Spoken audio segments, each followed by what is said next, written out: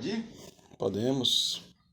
O que é um diácono e qual é a sua diferença com um padre? Bem, primeiro, acho que eu deveria me apresentar, né? Eu sou o Diácono Rogério, o meu campo de atuação, a igreja a qual pertenço, a Igreja Particular de Goiânia, a Arquidiocese de Goiânia.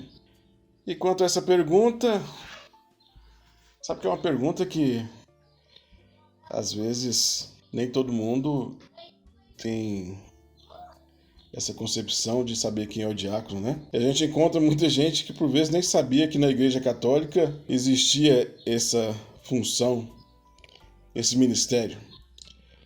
Bem, diácono é um ministro ordenado e desde o começo da Igreja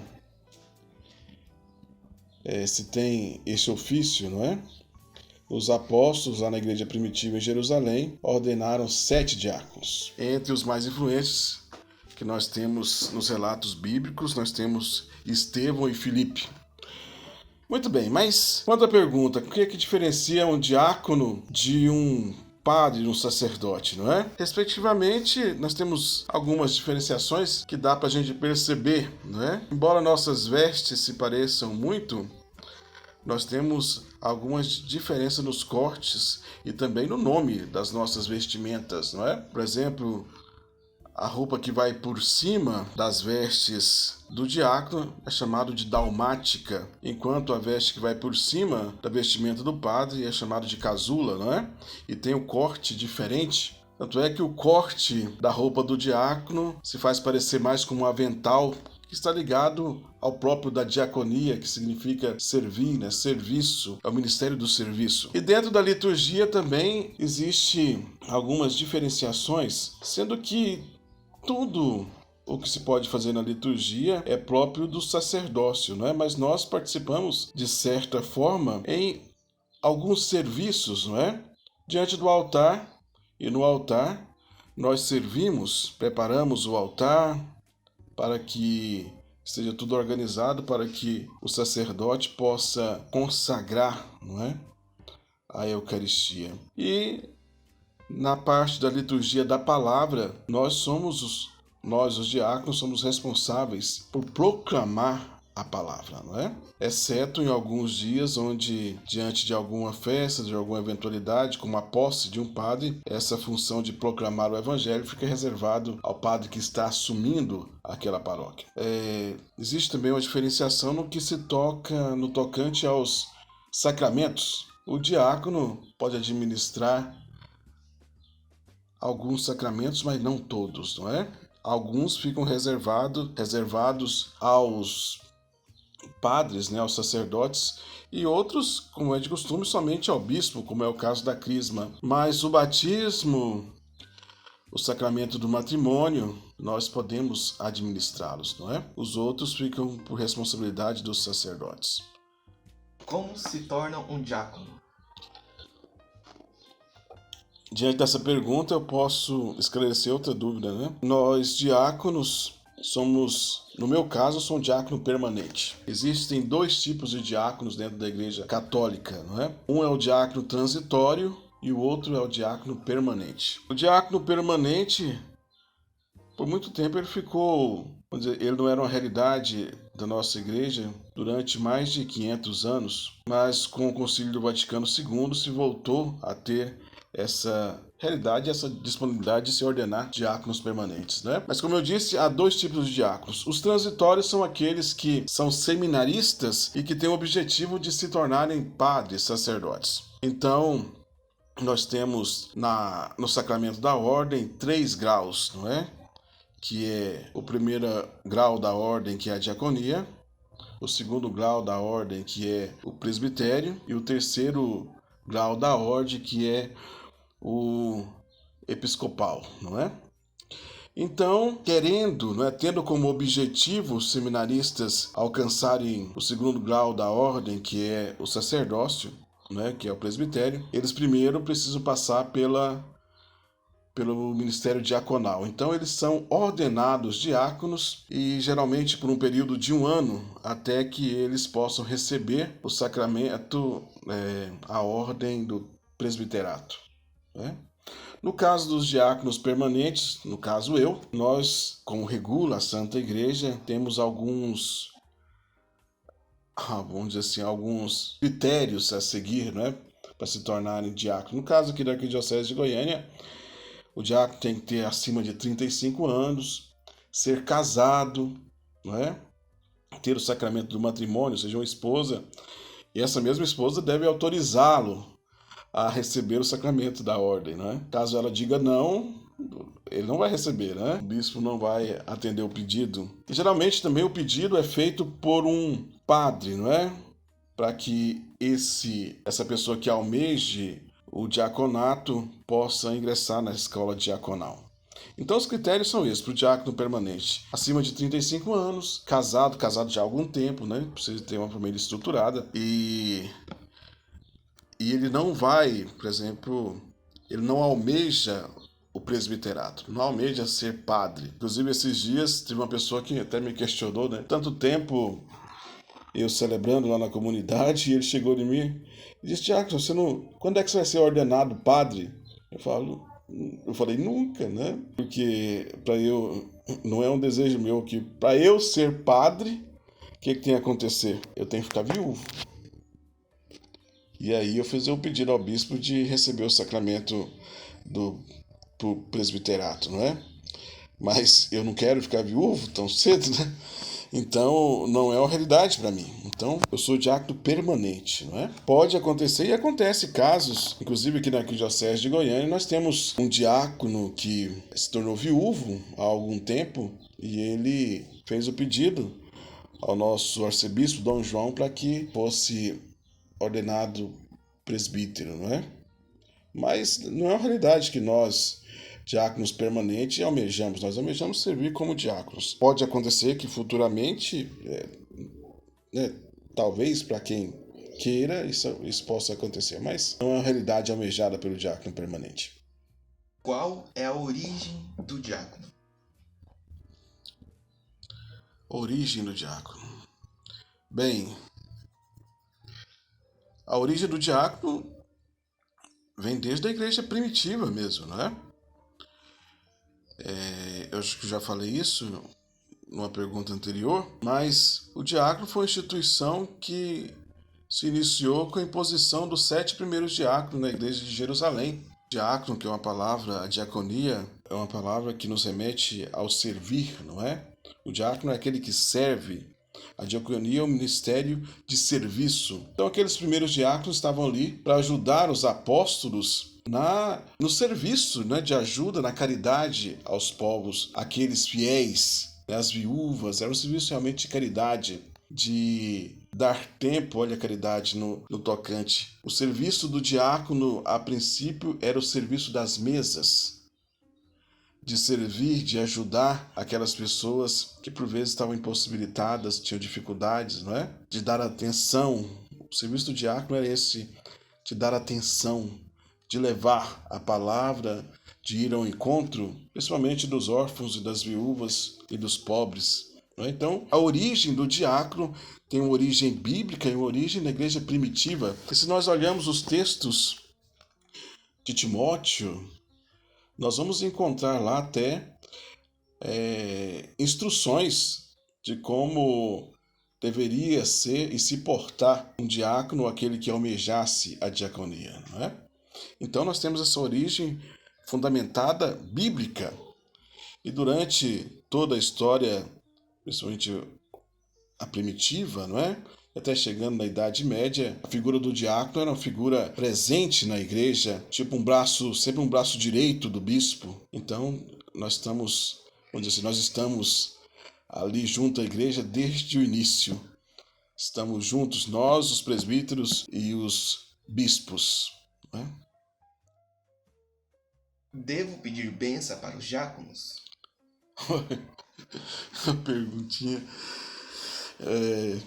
Sabe que esse questionamento é engraçado porque nós estamos numa cultura que, por vezes, até o pedir bênção virou uma coisa antiquada, né? Ninguém não pede bênção nem para os pais mais, mas é bonito ver essa realidade, sim. A resposta é sim. Deve-se pedir bênção, não é? Para os padres, os bispos e os diáconos também. Embora nós somos esse primeiro grau do sacramento da ordem, e eu gosto de falar que nós somos o baixo clero, mas mesmo assim nós somos instrumentos e o nosso ministério tem com essa graça dispensar bênçãos. Então nós abençoamos pessoas, objetos, imagens. Nós, dentro do nosso ministério, nós temos essa prerrogativa, não é?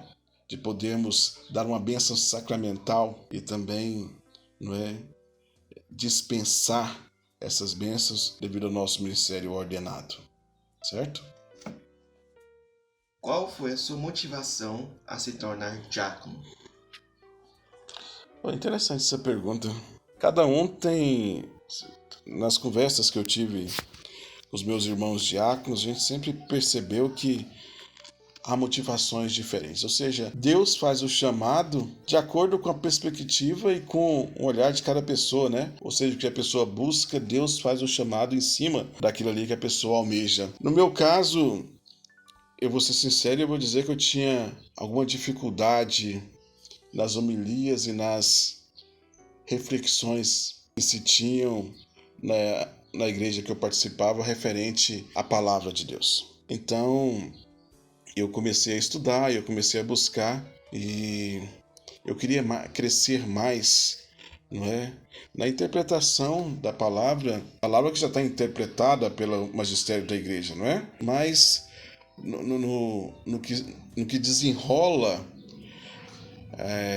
o proclamar a palavra e a reflexão da palavra. E as homilias, por vezes, eu achava que elas fugiam do que a igreja sempre ensinou. Eu achava que no meio onde eu estava, ela estava um pouco, eu diria, politizada. Então, eu sempre busquei, a partir do momento que eu tive o maior conhecimento e o maior querer de vivenciar as coisas da igreja, eu sempre busquei estar mais alinhado com o pensamento da igreja o máximo possível, com o seu magistério, não é? Então isso foi onde assim, o diaconato foi uma resposta a essa procura de vivenciar mais a palavra de Deus. E eu tive contato com o diácono já tardiamente, eu nem sabia que existia diáconos na nossa igreja, se já não com os meus quase 34 anos. E foi a partir do momento que eu tive um contato com um diácono que veio visitar a igreja a qual eu participava que eu, onde eu tive um estalar de dedo, eu diria que eu me apaixonei por esse ministério já na primeira vez que eu o descobri, eu comecei a alimentar isso no meu coração. Mas o intuito que eu entrei realmente quis buscar o sacramento da ordem diaconal foi para que eu pudesse proclamar a palavra, para que eu pudesse levar a palavra de Deus, e isso vocês podem perceber que é o meu maior foco, não é? Levar a palavra de Deus, proclamá-la, refleti-la, meditá-la e levar ao outro uma palavra que esteja de acordo com os ensinamentos da igreja. Não os meus ensinamentos, não o meu entender, não o meu querer, não a minha vontade, mas o que a igreja pensa sobre Deus, sobre essas realidades celestes, sobre a nossa própria vida, né? Se trata disso, da nossa salvação. Então, o meu intuito verdadeiramente em buscar o diaconato foi levar e proclamar a palavra de Deus. O que mudou na sua vida depois de se tornar diácono? Puxa, pergunta parece que é mais difícil, né? Que agora deu. O que mudou na minha vida? Primeiramente, eu diria que a rotina. Sabe que eu passei por um processo, eu diria, de refino diante da doença. Para quem não sabe, eu passei pela Covid. Eu sou ordenado, vou fazer 5 anos de ordenação. E eu passei pela Covid e eu fui internado, entubado. Fiquei entubado durante 15 dias, internado durante 31 dias. No momento mais crítico da minha internação, teve um momento que eu falei com Deus. Diante dos meus planos que eu já tinha de ser diácono, eu peguei, parecendo que tudo ia terminar, não é? E realmente eu me entreguei à doença porque eu não aguentava mais, não estava dando conta de respirar. Mas eu disse ao Senhor, se for para mim ser ordenado, Se o Senhor quiser que eu seja ordenado, seja para que eu seja o melhor diácono que eu possa ser. Então, a partir desse momento, eu fiz uma entrega a Deus, né? Então, diante disso, há muitas coisas que eu renuncio para que eu possa servir inteiramente a Deus. E eu digo renúncia mesmo, que é ao ponto de que, até na minha vida profissional, de repente, se eu tive algumas oportunidades até de ter um salário melhor, um emprego melhor, mas eu recusei diante da impossibilidade de eu poder exercer o meu ministério no mínimo que eu possa exercer, não é? Eu ainda tenho dificuldade de exercê-lo em todo o tempo, porque, por exemplo, no meio de semana eu tenho grande dificuldade de atuar, não é? De exercer meu ministério na paróquia onde eu tenho posse, devido ao meu trabalho, não é? Mas, então, há renúncias que a gente tem que fazer, querendo ou não. Há renúncias também até quanto à nossa família, né? Por mais que a gente tente, vamos dizer assim, adequar, por mais que a gente tente organizar tudo para que não seja, vamos dizer assim, a gente não entre em desequilíbrio, e esse é o nosso principal intento, não é? Porque a família e o ministério diaconal têm que estar em equivalência. Eu não posso sobrecarregar um, eu não posso desanimar o outro. Então, mas mesmo assim, há alguns momentos em que são feitas algumas renúncias até no âmbito da família, de lugares que a gente poderia ir, de passeios que poderíamos fazer, não é? E aí, até tenho que agradecer a Deus porque o Senhor me deu uma esposa que, por vezes, ela até entende bem isso, né? Por vezes ela fica um pouquinho magoada, mas por vezes ela acolhe e ela me ajuda no meu ministério, ao passo que ela entende e ao passo que ela me ajuda. Até quando eu tô meio desanimado, ela dá um empurrão e fala, vai, né? Então, as renúncias são essas. O que mudou, basicamente, foi na rotina. Mas, sabe que eu penso... E é difícil a gente falar de nós mesmos, não é? Às vezes não, certamente que há muitas coisas que ainda preciso melhorar na minha vida, muitos degraus que eu ainda preciso alcançar, muita coisa que eu ainda almejo, principalmente no âmbito da minha espiritualidade. Eu vejo que ela cresceu, e eu diria de maneira até exponencial, mas penso que deveria crescer mais. Preciso ter uma vida mais condizente com aquilo que eu prego, com aquilo que eu falo, não é? Jesus... ele tinha autoridade naquilo que ele falava, naquilo que ele pregava, porque ele vivenciava aquilo. E às vezes a gente precisa disso também na nossa vida. A gente precisa vivenciar aquilo que a gente fala, aquilo que a gente prega, para que a minha palavra tenha autoridade. Então, a mudança na minha rotina foi essa. E também na questão da minha espiritualidade, eu diria que hoje eu sou uma pessoa que reza mais e reza melhor, né? Não adianta rezar mais sem rezar melhor.